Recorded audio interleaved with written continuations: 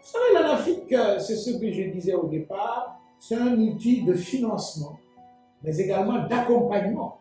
Et cet accompagnement, c'est le renforcement de capacités.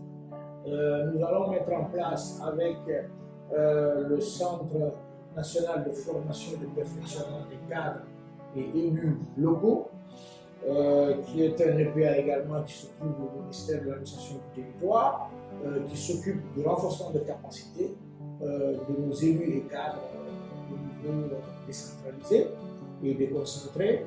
Nous allons accompagner ce centre pour permettre aux nouvelles délégations qui sont mises en place par un acte de l'autorité pour que celles-ci, au courant de la fonction, puissent connaître les différents mécanismes de fonctionnement d'une collectivité locale.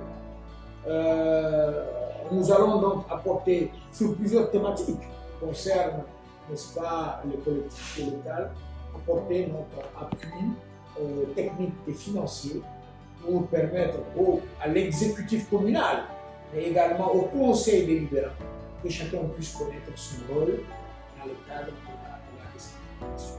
La décentralisation, vous savez, c'est une option.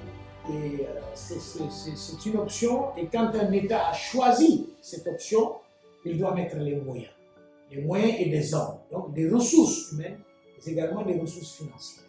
Nous sommes dans un État unitaire, il faut le dire, mais décentralisé. À ce titre, cela veut dire que l'État s'est dessaisi de certaines de ses prérogatives pour les mettre à la disposition de ses démembrements, que sont les collectivités locales. Et la collectivité locale s'accompagne avec le transfert de compétences. Transfert de compétences, transfert de moyens. Donc, les délégations spéciales qui sont mises en place aujourd'hui vont jouer le rôle des élus locaux, mais également les conseils délibérants, leurs membres, sont également partie prenante dans la mise en œuvre des activités de la collectivité.